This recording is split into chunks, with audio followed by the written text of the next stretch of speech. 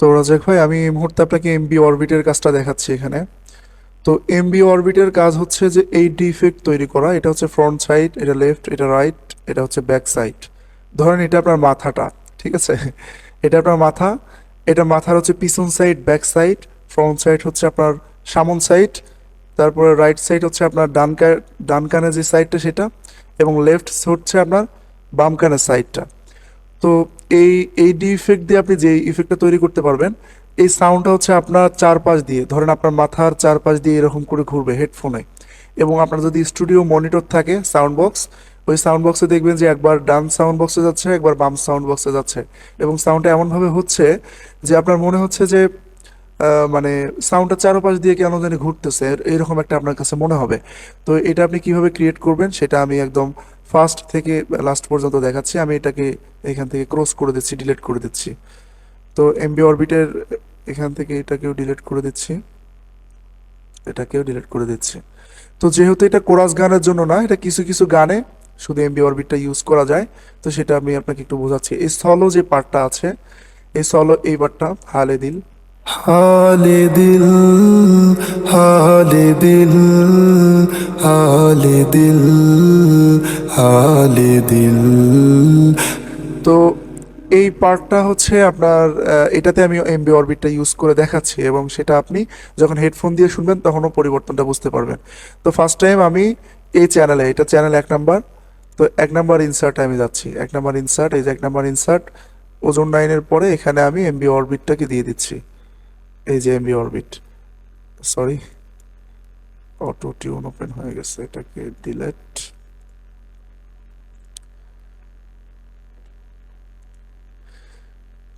তো MB অরবিটটা open হওয়ার পরে এখানে নর্মালি আপনি যেটা করবেন, আপনার মনে হয় এই পেজটাকে হাইড করা আছে, এই পেজটাকে আনহাইড করে নেবেন। এই পেজের এই জায়গায় গিয়ে দেখবেন যে কারেন্ট প্রজেক্ট, এই কারেন্ট প্রজেক্টের উপরে এরকম থাকবে, কারেন্ট প্রজেক্টের উপরে ক্লিক দিবেন। কারেন্ট প্রজেক্টের উপরে ক্লিক দেওয়ার পরে এখান থেকে ইফেক্টে যাবেন, ইফেক্ট থেকে এখান থেকে খুঁজে বের করে নেবেন এমবি অরবিট। তো এটা ফ্রুটি প্যারামেটিক কিউ, ম্যাক্সিমাইজ, ইডিসন, অটো কি, অটোটিউন প্রো, তারপরে ফ্রুটি প্যারামেটিক কিউ 2, ওজন 9, এমবি অরবিট। তো এমবি অরবিটের উপরে ক্লিক করে দিবেন এবং এখান থেকে এজিমাথ, দেখেন এই যে এজিমাথের উপরে কি, মাউসের হচ্ছে আপনার লেফট বাটন ক্লিক দিবেন, দিলে এরকম অপশন আসবে। এখান থেকে আসবেন হচ্ছে create automation clip, create automation ক্লিপে ক্লিক দিবেন। এই দেখেন এখানে একটা অটোমেশন ক্রিয়েট হয়ে গেছে। এখন আমি যদি এই অটোমেশনটাকে এখানে ধরে এদিকে নিয়ে আসি এইভাবে, এটাকে একদম এদিকে সাইডে রেখে দিই, এবং এখন যদি আমি এটাকে প্লে করে দিই এই জায়গাটুকু, তাহলে এই জায়গার মধ্যে যে সাউন্ডটা হবে, এই সাউন্ডটা মনে হচ্ছে যে আমার কানের চারপাশ দিয়ে ঘুরতেছে, সেরকম হবে। দেখেন, হালে দিল, হালে দিল, হালে দিল, হালে দিল, হালে দিল। তো এইভাবে আমি পুরোটাতে দিয়ে দিচ্ছি, মানে এটাকে কপি করে পুরো গানটাতে যদি আমি দিয়ে দিই তাহলে কেমন হয় দেখেন।